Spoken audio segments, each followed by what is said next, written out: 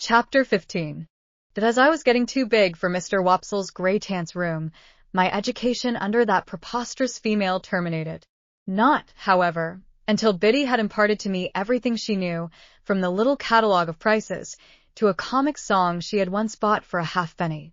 Although the only coherent part of the latter piece of literature were the opening lines, "When I went to Lunnon town, sirs, 2 rul loo rul 2 rul loo rul was I done very brown, sirs, 2 rul loo rul 2 rul loo rul." Still, in my desire to be wiser, I got this composition by heart with the utmost gravity, nor do I recollect that I questioned its merit, except that I thought, as I still do, the amount of 2 rul somewhat in excess of the poetry. In my hunger for information, I made proposals to Mr. Wopsle to bestow some intellectual crumbs upon me, with which he kindly complied. As it turned out, however, that he only wanted me for a dramatic lay figure, to be contradicted and embraced and wept over and bullied and clutched and stabbed and knocked about in a variety of ways, I soon declined that course of instruction, though not until Mr. Wopsle in his poetic fury had severely mauled me. Whatever I acquired, I tried to impart to Joe. This statement sounds so well that I cannot in my conscience let it pass unexplained. I wanted to make Joe less ignorant and common, that he might be worthier of my society and less open to Estella's reproach. The old battery out on the marshes was our place of study, and a broken slate and a short piece of slate pencil were our educational implements, to which Joe always added a pipe of tobacco. I never knew Joe to remember anything from one Sunday to another, or to acquire, under my tuition, any piece of information whatever. Yet he would smoke his pipe at the battery with a far more sagacious air than anywhere else, even with a learned air, as if he considered himself to be advancing immensely. Dear fellow, I hope he did. It was pleasant and quiet, out there with the sails on the river passing beyond the earthwork, and sometimes, when the tide was low, looking as if they belonged to sunken ships that were still sailing on at the bottom of the water.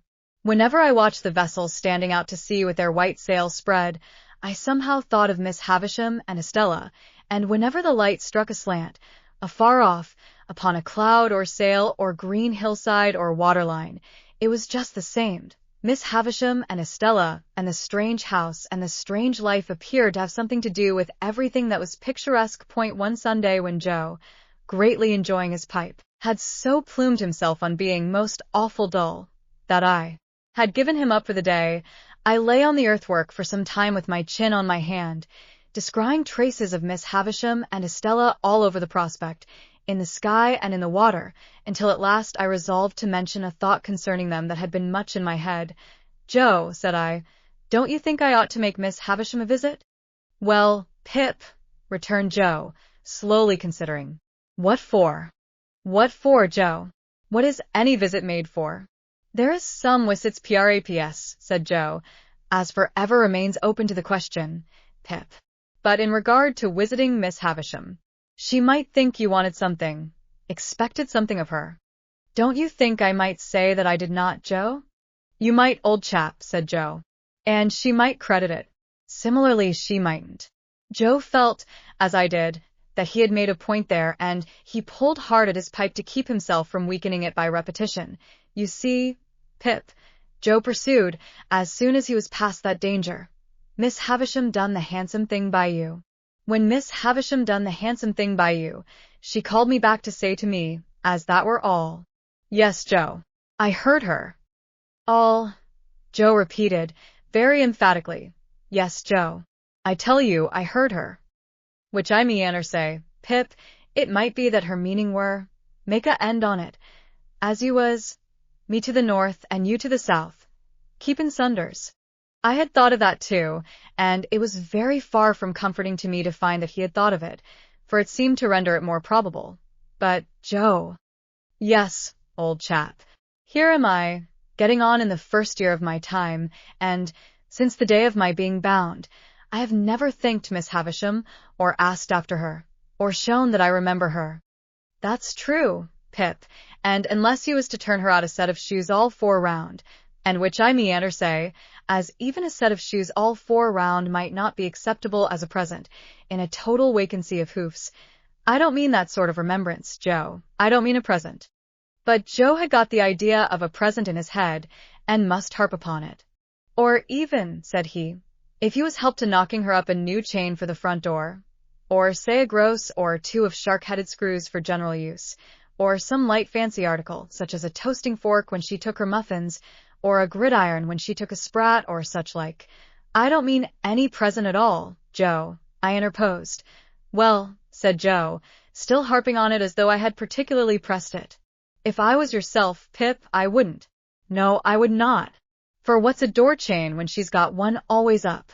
And shark-headers is open to misrepresentations. And if it was a toasting fork, you'd go into brass and do yourself no credit.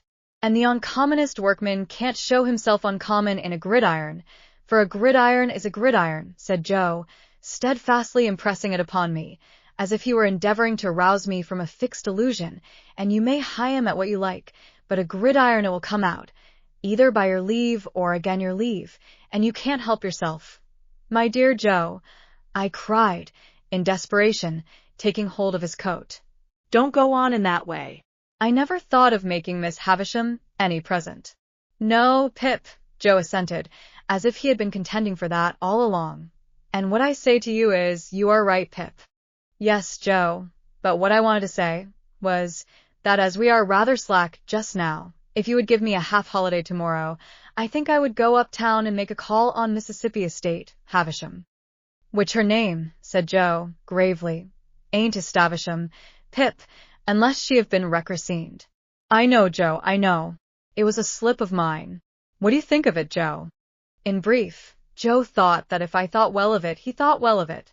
But he was particular in stipulating that if I were not received with cordiality, or if I were not encouraged to repeat my visit as a visit which had no ulterior object, but was simply one of gratitude for a favor received, then this experimental trip should have no successor. By these conditions I promised to abide. Now, Joe kept a journeyman at weekly wages whose name was Orlick. He pretended that his Christian name was Dolge, a clear impossibility, but he was a fellow of that obstinate disposition that I believe him to have been the prey of no delusion in this particular, but wilfully to have imposed that name upon the village as an affront to its understanding.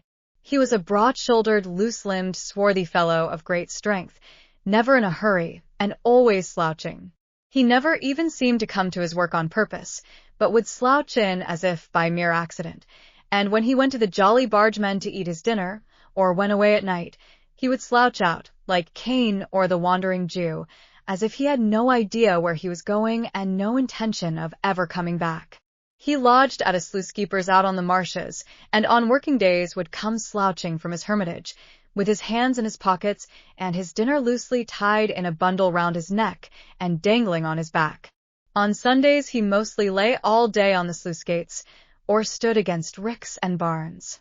He always slouched, locomotively, with his eyes on the ground, and, when accosted or otherwise required to raise them, he looked up in a half-resentful, half-puzzled way, as though the only thought he ever had was, that it was rather an odd and injurious fact that he should never be thinking. This morose journeyman had no liking for me.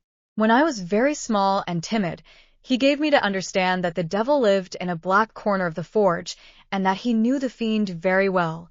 Also that it was necessary to make up the fire, once in 7 years, with a live boy, and that I might consider myself fuel. When I became Joe's prentice, Orlick was perhaps confirmed in some suspicion that I should displace him. Howbeit, he liked me still less. Not that he ever said anything, or did anything, openly importing hostility. I only noticed that he always beat his sparks in my direction, and that whenever I sang Old Clem, he came in out of time. Dolge Orlick was at work and present.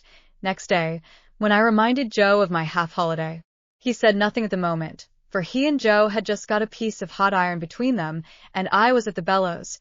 But by and by he said, leaning on his hammer, Now, master, sure you're not going to favor only one of us. If young Pip has a half-holiday, do as much for old Orlick. I suppose he was about 25, but he usually spoke of himself as an ancient person. Why, what'll you do with a half-holiday if you get it, said Joe. What'll I do with it? What'll he do with it? I'll do as much with it as him, said Orlick, As to Pip, he's going uptown, said Joe. Well then, as to old Orlick, he's going uptown, retorted that worthy. Two can go uptown. 'Tain't only one what can go uptown. Don't lose your temper, said Joe. Shall if I like, growled Orlick. Some, and they're uptowning. Now, master. Come. No favoring in the shop. Be a man. The master refusing to entertain the subject until the journeyman was in a better temper, Orlick plunged at the furnace, drew out a red-hot bar, made at me with it as if he were going to run it through my body, whisked it round my head, laid it on the anvil, hammered it out, as if it were I thought, and the sparks were my spurting blood, and finally said, when he had hammered himself hot, and the iron cold, and he again leaned on his hammer, Now, master, are you all right now? Demanded Joe. I am all right, said gruff old Orlick. Then, as in general you stick to your work as well as most men, said Joe, let it be a half-holiday for all. My sister had been standing silent in the yard, within hearing.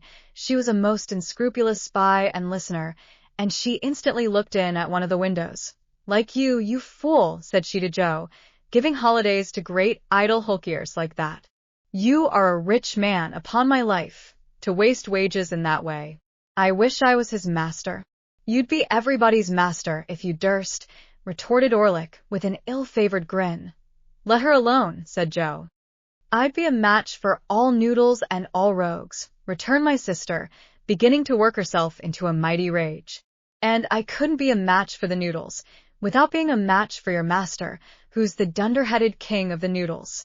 And I couldn't be a match for the rogues, without being a match for you, who are the blackest-looking and the worst rogue between this and France. Now. You're a foul shrew, Mother Gargery, growled the journeyman. If that makes a judge of rogues, you ought to be a good un. Let her alone, will you? Said Joe. What did you say? Cried my sister, beginning to scream. What did you say? What did that fellow Orlick say to me, Pip? What did he call me, with my husband standing by? Oh. Each of these exclamations was a shriek, and I must remark of my sister, what is equally true of all the violent women I have ever seen, that passion was no excuse for her, because it is undeniable that instead of lapsing into passion, she consciously and deliberately took extraordinary pains to force herself into it, and became blindly furious by regular stages. What was the name he gave me before the base man who swore to defend me? Hold me. H, growled the journeyman between his teeth. I'd hold you if you was my wife. I'd hold you under the pump, and choke it out of you. I tell you, let her alone, said Joe. Oh. To hear him, cried my sister, with a clap of her hands and a scream together, which was her next stage. To hear the names he's giving me. That Orlick. In my own house. Me, a married woman. With my husband standing by. Oh. Here my sister, after a fit of clappings and screamings, beat her hands upon her bosom and upon her knees, and threw her cap off and pulled her hair down, which were the last stages on her road to frenzy. Being by this time a perfect fury and a complete success, she made a dash at the door which I had fortunately locked. What could the wretched Joe do now, after his disregarded parenthetical interruptions, but stand up to his journeyman, and ask him what he meant by interfering betwixt himself and Mrs. Joe, and further whether he was man enough to come on? Old Orlick felt that the situation admitted of nothing less than coming on, and was on his defense straightway. So, without so much as pulling off their singed and burnt aprons, they went at one another, like two giants. But if any man in that neighborhood could stand up long against Joe, I never saw the man. Orlick, as if he had been of no more account than the pale young gentleman, was very soon among the coal dust, and in no hurry to come out of it. Then Joe unlocked the door, and picked up my sister, who had dropped insensible at the window, but who had seen the fight first, I think, and who was carried into the house and laid down, and who was recommended to revive, and would do nothing but struggle and clench her hands in Joe's hair. Then came that singular calm and silence which succeed all uproars, and then, with the vague sensation which I have always connected with such a lull, namely, that it was Sunday and somebody was dead, I went upstairs to dress myself. When I came down again, I found Joe and Orlick sweeping up, without any other traces of discomposure than a slit in one of Orlick's nostrils, which was neither expressive nor ornamental. A pot of beer had appeared from the Jolly Bargemen, and they were sharing it by turns in a peaceable manner. The lull had a sedative and philosophical influence on Joe, who followed me out into the road to say, as a parting observation that might do me good, "On the rampage, Pip, and off the rampage, Pip. Such is life."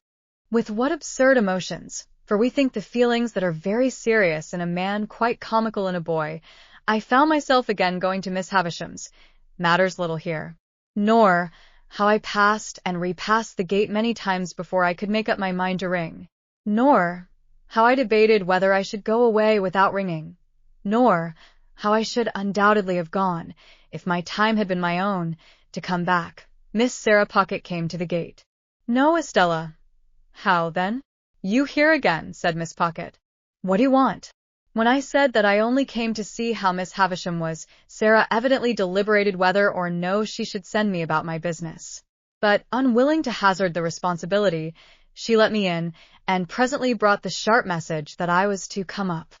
Everything was unchanged, and Miss Havisham was alone. "Well," said she, fixing her eyes upon me, "I hope you want nothing? You'll get nothing." "No, indeed, Miss Havisham. I only wanted you to know that I am doing very well in my apprenticeship, and am always much obliged to you." "There, there," with the old restless fingers. "Come now and then. Come on your birthday. Aye," she cried suddenly, turning herself and her chair towards me. "You are looking round for Estella?" Hey! I had been looking round, in fact, for Estella, and I stammered that I hoped she was well. "Abroad," said Miss Havisham. "Educating for a lady, far out of reach, prettier than ever, admired by all who see her. Do you feel that you have lost her?" There was such a malignant enjoyment in her utterance of the last words, and she broke into such a disagreeable laugh, that I was at a loss what to say. She spared me the trouble of considering, by dismissing me. When the gate was closed upon me by Sarah of the walnut-shell countenance, I felt more than ever dissatisfied with my home, and with my trade, and with everything, and that was all I took by that motion. Yes, I was loitering along the High Street, looking in disconsolately at the shop windows, and thinking what I would buy if I were a gentleman, who should come out of the bookshop but Mr. Wopsle.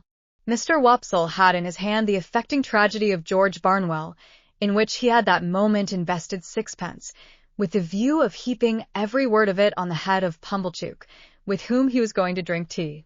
No sooner did he see me, than he appeared to consider that a special providence had put a prentice in his way to be read at, and he laid hold of me, and insisted on my accompanying him to the Pumblechookian parlor.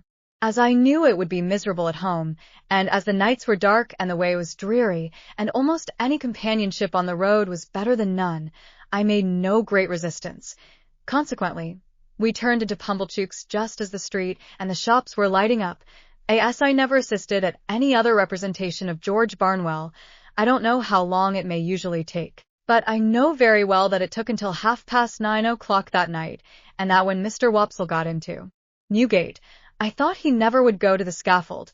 He became so much slower than at any former period of his disgraceful career.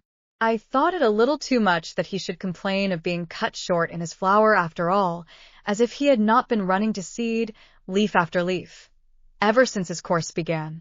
This, however, was a mere question of length and wearisomeness. What stung me was the identification of the whole affair with my unoffending self.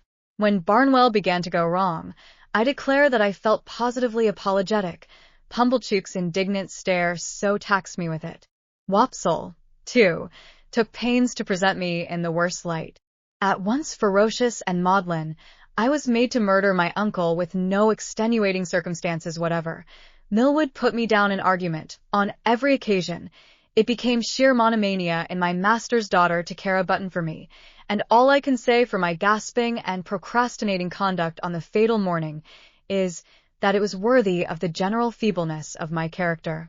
Even after I was happily hanged and Wopsle had closed the book, Pumblechook sat staring at me, and shaking his head and saying, "Take warning, boy, take warning. as if it were a well-known fact that I contemplated murdering a near relation, provided I could only induce one to have the weakness to become my benefactor.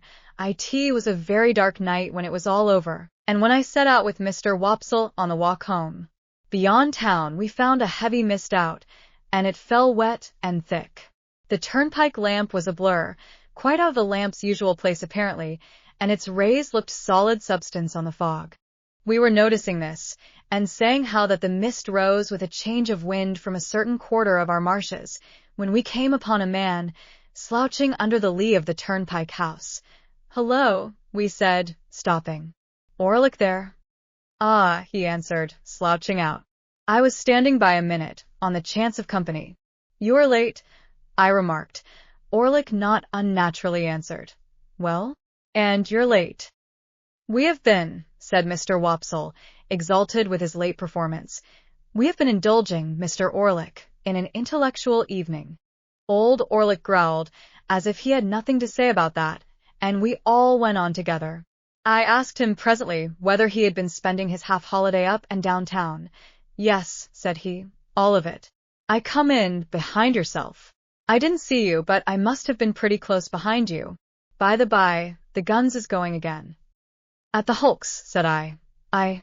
There's some of the birds flown from the cages. The guns have been going since dark, about. You'll hear one presently." In effect, we had not walked many yards further, when the well-remembered boom came towards us, deadened by the mist, and heavily rolled away along the low grounds by the river, as if it were pursuing and threatening the fugitives. "A good night for cutting off in," said Orlick. "We'd be puzzled how to bring down a jailbird on the wing, tonight." The subject was a suggestive one to me, and I thought about it in silence. Mr. Wopsle, as the ill-requited uncle of the evening's tragedy, fell to meditating aloud in his garden at Camberwell. Orlick, with his hands in his pockets, slouched heavily at my side. It was very dark, very wet, very muddy, and so we splashed along. Now and then, the sound of the signal cannon broke upon us again, and again rolled sulkily along the course of the river. I kept myself to myself and my thoughts. Mr. Wopsle died amiably at Camberwell, and exceedingly game on Bosworth Field, and in the greatest agonies at Glastonbury. Orlick sometimes growled, beat it out, old Clem," with a clink for the stout, old Clem.